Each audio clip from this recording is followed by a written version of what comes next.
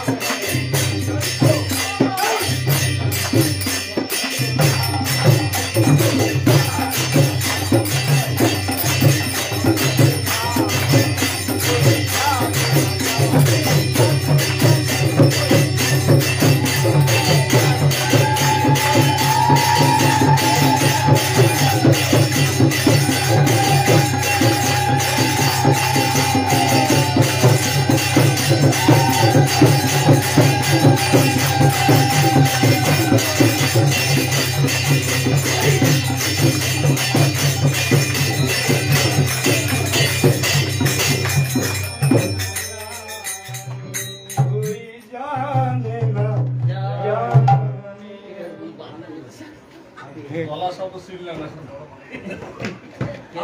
শুধু বাজনা দিস ওখানে বসলাম না একদম আমি তো অনেকদিন শুনিনি যাদের কারণে দিয়েছিল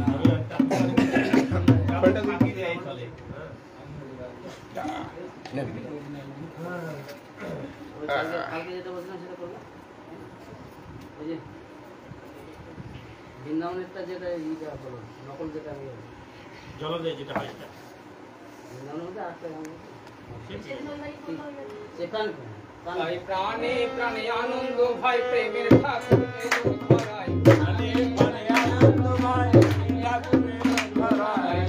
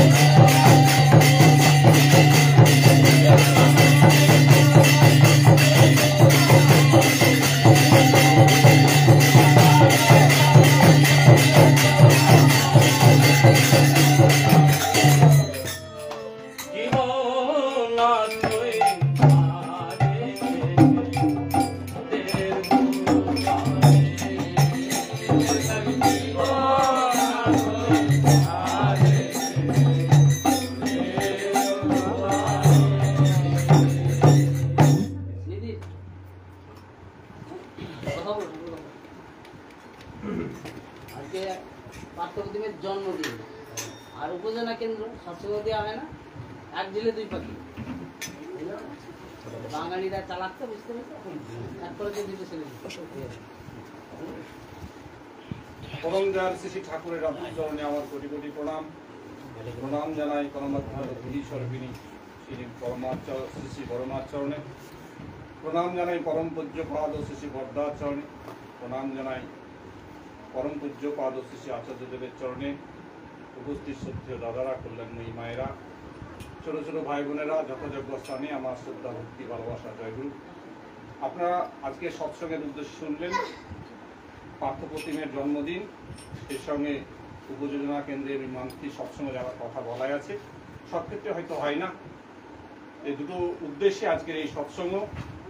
আমি পার্থ প্রতিমের সর্বাঙ্গীন মঙ্গল প্রার্থনা করি, সে যেন আরো ঠাকুরকে মাথায় করে নিয়ে আদর্শ মানুষ হয়ে উঠতে পারে, প্রত্যেকের শুভাকাঙ্ক্ষী হয়ে উঠতে পারে, সেই প্রার্থনা জানাই। সঙ্গে তার পরিবারবর্গ, আত্মীয় স্বজন, পারিপার্শ্বিক এখানে যারা এসেছেন বা কোনো কারণে আসতে পারেনি, প্রত্যেকের মঙ্গল প্রার্থনা করি প্রভু দাতুল চরণে।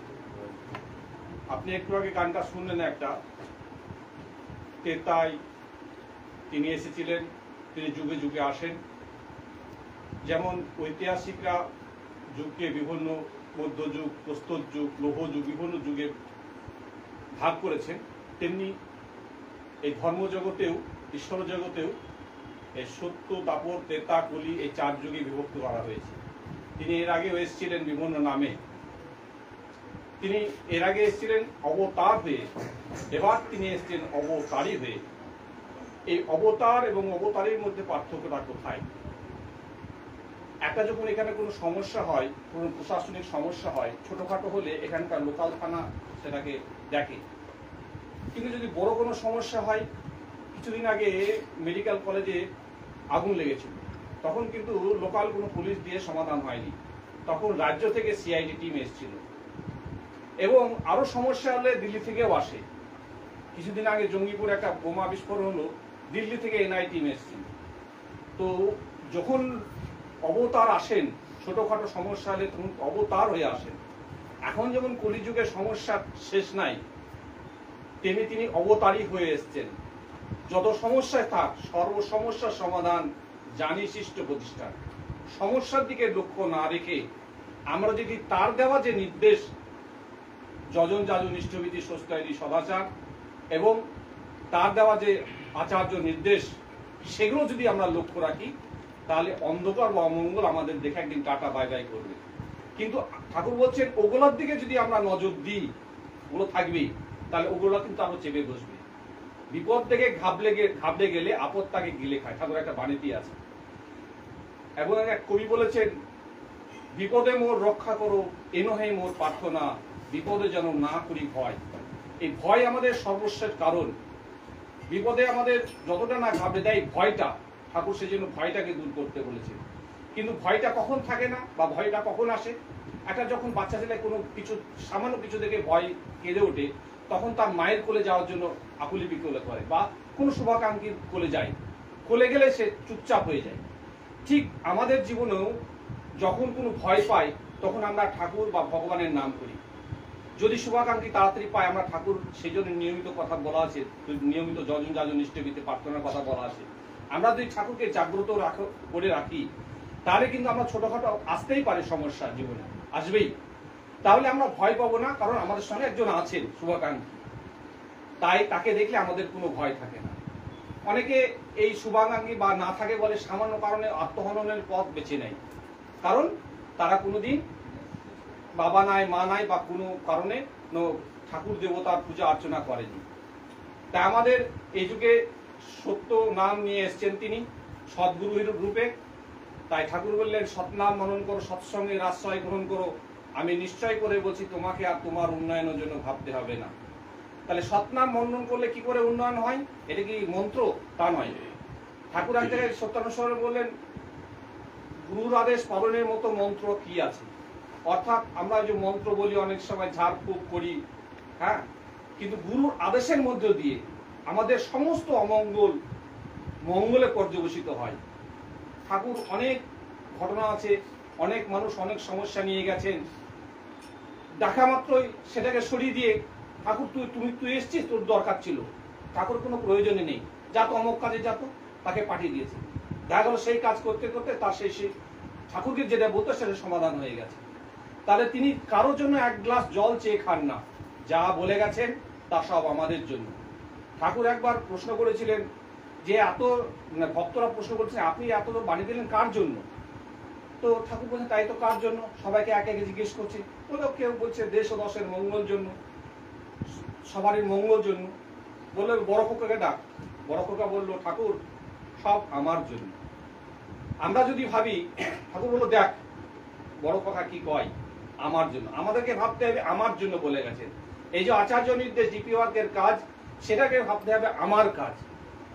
যদি আমার কাজ ভাবি, যদি আমি তাকে নিয়ে ছুটি, দেখবেন আমার পেছন পেছন হাজার হাজার মানুষ ছুটবে এক এক করে। হঠাৎ করে হয়তো আপনি 50 জন পাবেন না, আপনাকে তো প্রথমে 1 জন 2 জন নিয়ে বেরোতে হবে। দেখবেন যদি আপনি লেগে থাকেন তাহলে দেখবেন আপনার পিছন পিঁপড়ে শাড়ির মতন মানুষ সেই যজন কার্যে, ইষ্টের কাজের জন্য, আচার্যের সেই নির্দেশ পালনের জন্য আপনার পিছন ছুটছে। তাই আপনাকে উঠে পড়ে লাগতে হবে এই আচার্য নির্দেশ পালনের জন্য। এই যে দাদারা আসে মন্দিরে, সবাইকে বলে আসে না, কোথা থেকে সব খবর পেয়ে যায়, বাসে করে গাড়ি করে পিঁপড়ে শাড়ির মতো সবাই মানুষ ছুটছে। কারণ তারা হচ্ছে ওই রসগোল্লার মতন। রসগোল্লা বা মিষ্টির রস যেখানে পড়ে থাকে, পিঁপড়েকে বলতে হয় না, পিঁপড়ে যেমন ছুটে যায়, তেমনি তারা ওই রসগোল্লার মতো। আপনি যদি তাকে অনুসরণ করেন, তার দেওয়া যজন যাজন নিষ্ঠবিধি সুস্থয়নী সদাচার এবং আচার্য নির্দেশ পালন করেন, তাহলে তার সেই ভালোবাসাটা আপনার মধ্যে সঞ্চারিত হবে। আপনি একজন তার অংশ হয়ে উঠবেন, পূর্ণ মানুষ হয়ে উঠবেন। দেখবেন আপনি যখন যা যাচ্ছেন, আপনার দেখা দেখি, আপনি যে কাকুরা সৎসঙ্গে যায়, একবার বলে 1000 লোক চলে আসে, কত লোক মানুষ চলে আসে, কারণ এখানে জানে সেই রসগোল্লা পাওয়া যাবে, মিষ্টি পাওয়া যাবে। তাই আমাদের একটাই কাজ হচ্ছে, যখন যে নির্দেশ আছে সেটাকে প্রশ্নহীনভাবে, দ্ব্যর্থহীনভাবে, কোনো প্রতিবন্ধকে সরিয়ে দিয়ে তার কাজে লিপ্ত হয়ে যাওয়া। এতেই করে আমার ব্যক্তি জীবন থেকে রাষ্ট্রীয় জীবন পর্যন্ত যে অমঙ্গল, অন্ধকার, একটাই উদ্দেশ্য, আমার আর কোনো পথ জানা নাই। আমার একটাই পথ জানা আছে, সেটা হচ্ছে ইষ্টের পথ এবং আচার্যের নির্দেশ। এটার মধ্যে দিয়েই আমাদের সমস্ত সমস্যার সমাধান ঘটবে।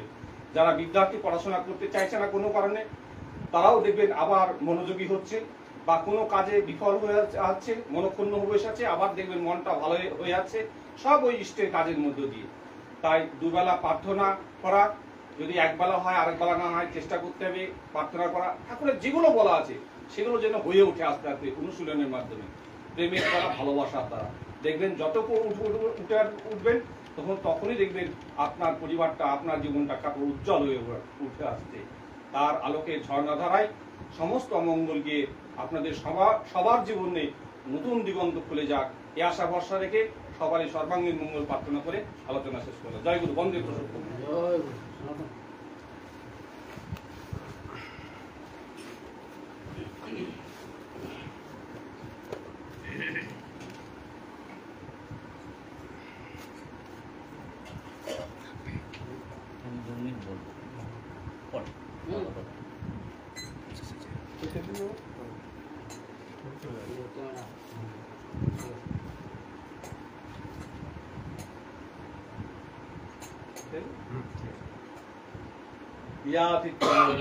ज्ञानी वै बिंदाते अमृता प्राणगुण रूपाय तस्मै श्री गुरुदेव नमो गुरुते नमो नमो।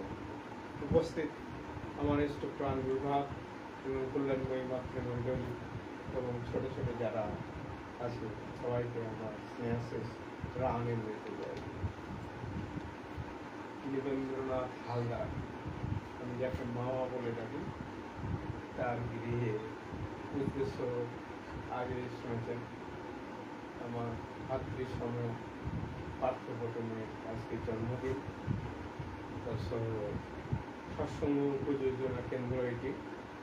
সৎসঙ্গ উপযোজনা কেন্দ্রের সৎসঙ্গ দুটি একত্রিত আজকে পালিত হচ্ছে। পরম দয়ালের কাছে এটা কামনা করি, আমার ভাই পার্থপ্রতিম সে যেন ইষ্টাচ্ছল জীবন এবং সুদীর্ঘ জীবন, এবং সে যেন ভালোভাবে প্রতিষ্ঠিতভাবে ঠাকুরের পথে চলতে পারে, সে কামনা। তো সবই তো পরম পিতার কথা, কোনটা ছেড়ে কোনটা বলা যাবে? তার কথা বলা আমাদের মতন সামান্য মানুষের মানে অত বড় স্পর্ধা নেই, আমরা সেই জায়গায় পৌঁছাতে পারি। আমরা গঙ্গা জলে গঙ্গা পুজো করে থাকি, গঙ্গা জল দিয়ে গঙ্গা পুজো হচ্ছে। তিনি হচ্ছেন সেই তার পুজো, তিনি যা বলেন আমরা তাই করি।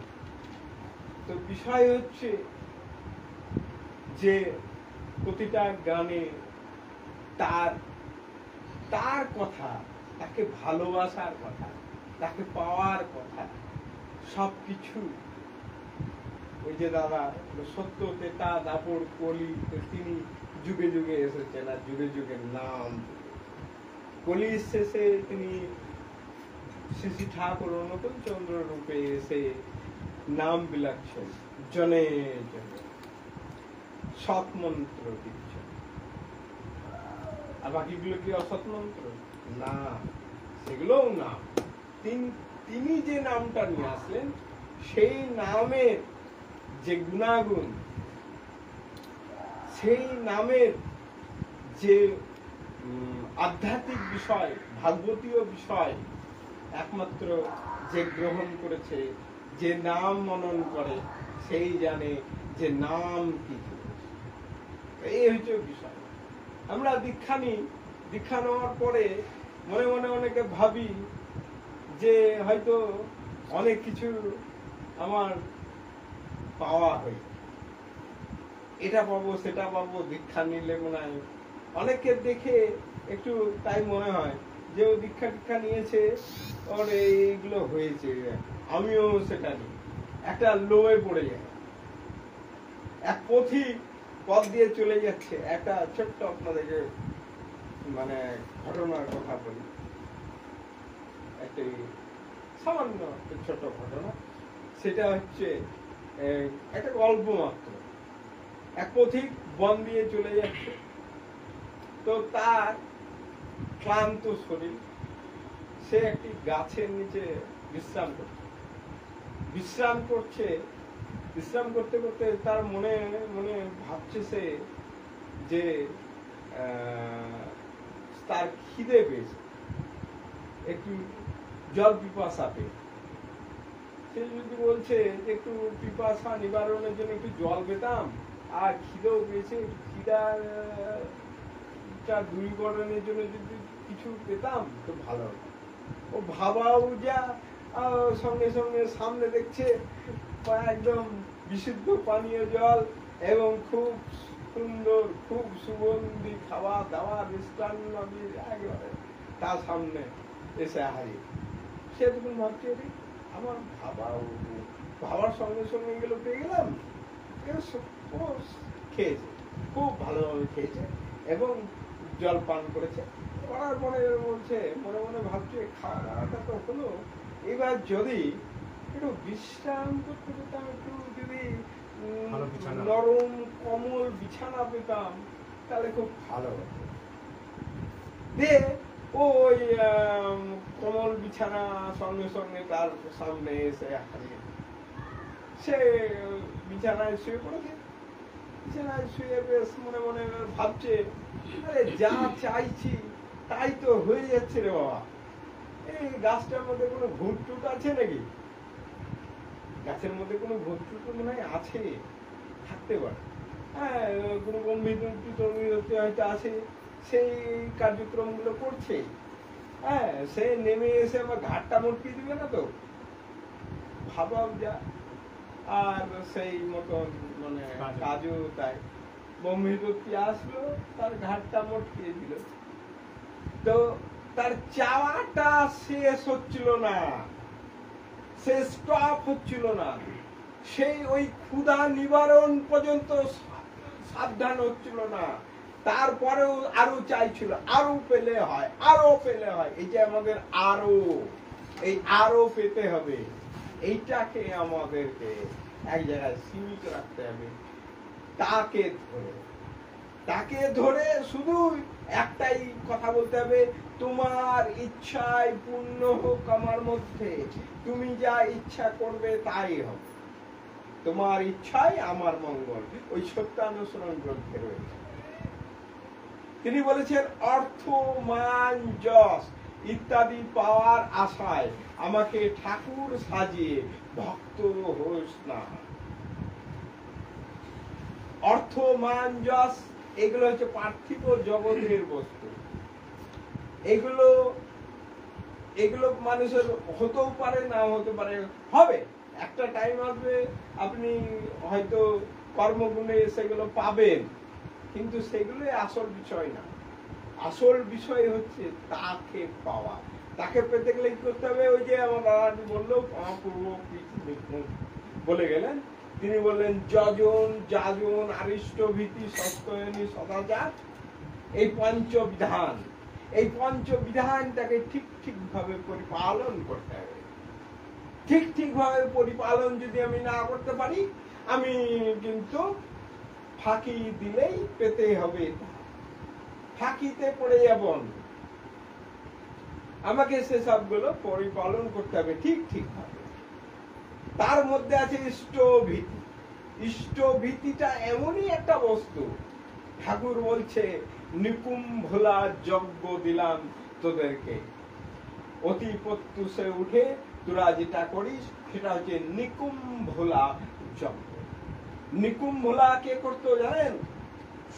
ত্রেতা যুগে রামায়ণে আমরা পাই রাবণের পুত্র মেঘনাদ। মেঘনাদ তিনি নিকুম্ভলা যজ্ঞ করতেন। নিকুম্ভলা যজ্ঞ করে তিনি যখন বাইরে বেরোতেন, কোনো কার্যক্রমে যেতেন, তিনি সাকসেসফুল হয়ে ফিরে আসতেন। এবং তিনি কোন যুদ্ধ বিগ্রহে গেলে, তিনি যুদ্ধ করলে তার সঙ্গে কেউ যুদ্ধে তাকে পরাস্ত করতে পারত না, সে জয়ী হয়ে আসতো। সে অপর মানে তার বিপক্ষ দলকে সে পরাস্ত করে দিত। এত বড় ক্ষমতাবান ছিল সে। কারণ আস্তে ভাই বাবু, আস্তে কথা শোন, ঠাকুরের কথা হচ্ছে শোন। তো বিষয় হচ্ছে যে ওই নিকুম্ভলা যজ্ঞ করে যেত বলে তার মধ্যে পাওয়ার আসতো, সেই পাওয়ারে তাকে কেউ টলাতে পারতো না, পরাস্ত করতে পারতো না। দেবতাদের রাজা ইন্দ্রদেব, তার সঙ্গে তার একবার যুদ্ধ হলো, তাকে সে পরাস্ত করে দিল। কারণ সেই নিকুম্ভলা যজ্ঞ করে গেছিল, করে গিয়ে দেবতাদের যিনি রাজা দেবরাজ ইন্দ্র, তাকে সে পরাস্ত করে। তাকে ইন্দ্রজিৎ বলা হতো। মেঘনাদ, মেঘনাথের নাম হয়ে গেল, মেঘনাথের একটা পদবী হয়ে গেল, মেঘনাথের একটা উপাধি পেল কি? ইন্দ্রজিৎ। ওই ইন্দ্র, দেবরাজ ইন্দ্রকে পরাস্ত করে দিল। আমাদেরকে কাউকে যেতে হবে না পরাস্ত করতে, যুদ্ধ করতে যেতে হবে না মেঘনাথের মতো। আমাদেরকে ইষ্টভীতিটা পালন করতে হবে, সেই শক্তিটা আমরা অর্জন করতে পারব। সেই শক্তি রয়েছে ওই ইষ্টভীতির মধ্যে। ঠাকুর বলেছে জীবন যদি যাই রে তো, আমার জীবনটাও যদি চলে যায়, ইষ্টভীতি ছাড়িস না। ধর্ম অর্থ কাম মোক্ষে ওই নিশানা ভুলিস না। আমার জীবনটাও যদি চলে যায়, ইষ্টভীতি ছাড়লে চলবে না। দৈনন্দিন আহার যেমন ইষ্টভীতি রাখিস তেমন। আবার তিনি বলছেন ইষ্টভীতি সম্বন্ধে, দৈনন্দিন আমি যে আহার করি, আহার সমতুল্য মানে অর্ঘ্য অর্থ তার জন্য রাখতে। মানে ওই সকালবেলায় উঠলাম, সেই আগে সেই অচল কিছু চারানা টানা জোগাড় করে রেখেছি, ইষ্টভীতি করে দিলাম। দিয়ে মাসের শেষে ওই নিপেন হালদারের বাড়িতে সৎসঙ্গ উপযোজনা কেন্দ্র আছে, এসে বলে আমার ইষ্টভীতিটা নিয়ে যান। সেটা আবার 30 দিনের দিন হলো না, 35 দিনের দিনে এসে জমা দিলেন, ভাবলেন আপনার ইষ্টভীতি হয়ে গেছে। না, ইষ্টভীতিটা এমন করতে হবে যেটা চলে, যেটা মানে দৈনন্দিন আহার যেমন ইষ্টভীতি রাখিস তেমন। তার মানে বাণীটা আর একটু আছে কি জানো, আর কমে তার কমেতে যাস না, হ্যাঁ, এরকম একটা বাণী রয়েছে। তার কমে যাওয়া উচিত নয়। আস্তে আস্তে যারা ইষ্টভীতির গুণ পেতে চান, আস্তে আস্তে ইষ্টভীতিটাকে বাড়াবে। 1 টাকা থেকে 2 টাকা, 2 টাকা থেকে 3 টাকা, 3 টাকা থেকে 5 টাকা, 6 টাকা, 10 টাকা আসবে। ওই 1 টাকাতেই পড়ে থাকবে। ইষ্টভীতিটাকে বাড়াতে হবে। ইষ্টভীতিটা বাড়ানোর পরে সস্তয়নীটা নেওয়ার চেষ্টা করবেন। শরীরটাকে শ্রী বিগ্রহর মন্দির ভেবে পূজা করি ঠাকুর বলেছেন। সস্তয়নী মুক্তি আনে রাষ্ট্র সভাপতি, সস্তয়নী পালে না উন্নতিতে ফলে না ঠাকুর বলেছেন। সস্তয়নী এমন একটা জিনিস, সস্তয়নী পালন করতে হবে এবং আচার্য ভীতি করতে হবে। সস্তয়নী ইষ্টভীতি, সস্তয়নী এবং আচার্য ভীতিও করা দরকার লাগে। আমরা যারা সস্তয়নী অনেকে আচার্য ভীতি করি না, আচার্য ভীতি করা লাগে। আচার্য তিনি আচার্যের মাধ্যমে আমাদের রেখে গেলেন। সময় আছে তো বিষয় হচ্ছে এই যে ইষ্টভীতি, তো বললাম ওই নিকুম্ভলা যজ্ঞ, ইষ্টভীতির শক্তি নিতে গেলে, ইষ্টভীতির গুণাগুণ নিতে গেলে ইষ্টভীতির দিকে একটু নজর দিতে হবে। তো সবার মঙ্গল কামনা করি আমার প্রভুর রাঙাচরণে। সবাই ভালো থাকবে। খুব সুন্দর উন্নত মানের কথাগুলো বললাম। যদি আমরা এগুলো মেনে চলি আমাদের জীবনে আমার লাভ। আমি করলে, আমি খেলে আমার পেট ভরবে, আমি যদি চিকিৎসা করি, ডাক্তার দেখাই, আমি সুস্থ হব, পরিষ্কার করা। না করলে যা হয় তাই হবে। কিন্তু আমাদের হরি দু চার কথা বলবে, এখনই শেষ হয়ে যাবে, একটু ধরতে দেন, ওখানে চলবে।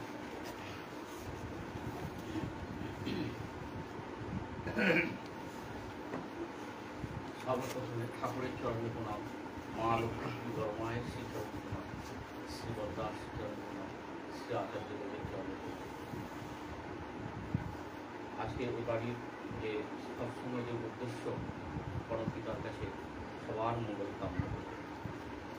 আপনারা যারা এসেছেন সবার মঙ্গল কামনা করি ঠাকুরের জন্য। সবাই জানেন আমাদের ভাকুড়ি মন্দির হয়েছে। তো আমার ঠাকুর ধুলো বালির মধ্যে থাকবে, আমার তো ভালো লাগবে না। তো আমরা হচ্ছে রবিবারের সপ্তাহে আমরা পরিষ্কার করতে যাই। আমাদের হচ্ছে যাদব ভাই, আমাদের অরূপ বাবু, অনেকেই যাই। তো আমার করজোরে প্রার্থনা যে যেভাবে পারবেন আমার প্রভুর জায়গা যাতে পরিষ্কার ঝকঝকে টকটকে থাকে, এটা তার সন্তানদেরই কর্তব্য।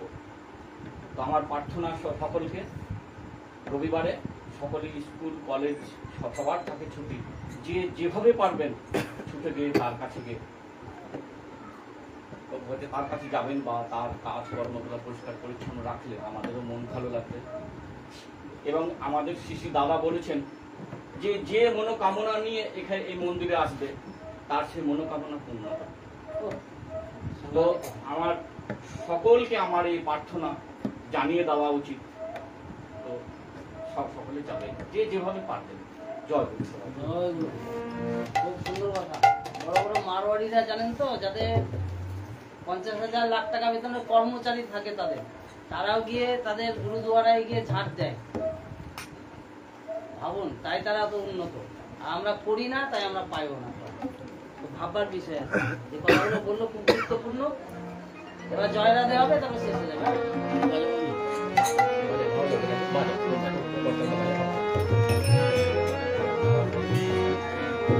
জয় রাধে রাধে, কৃষ্ণ কৃষ্ণ, গোবিন্দ গোবিন্দ বলে। জয় রাধে রাধে, কৃষ্ণ কৃষ্ণ, গোবিন্দ গোবিন্দ বলে।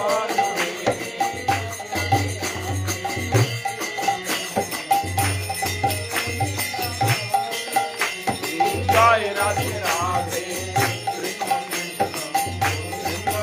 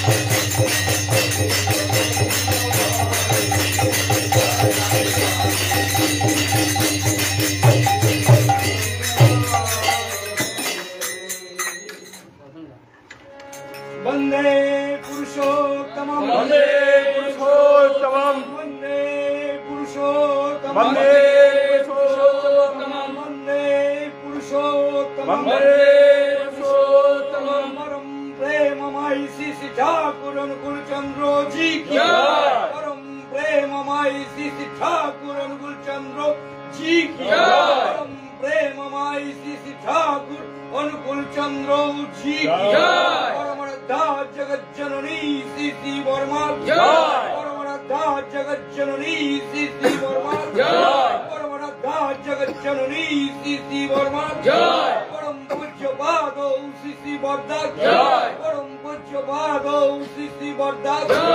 परम पूज्य पादो श्री श्री वर्धा जय। परम पूज्य पादो श्री श्री आचार्य देव जय। परम पूज्य पादो श्री श्री आचार्य देव जय। परम पूज्य पादो श्री श्री आचार्य देव जय। सत्संग जय। सत्संग जय। सत्संग जय। वंदे पुरुषोत्तमं वंदे पुरुषोत्तमं वंदे पुरुषोत्तमं वंदे पुरुषोत्तमं वंदे आर्य विद्या वंदे आर्यविद्यं वंदे वंदे मातृवर्गं मातृवर्गं वंदे ओम कृष्ण वंदे ओम कृष्णदैवतं वंदे पुरुषोत्तमं वंदे पुरुषोत्तमं वंदे वंदे पुरुषोत्तमं पुरुषोत्तमं परम प्रेममय श्री श्री ठाकुर अनुकूल चंद्र जी की जय।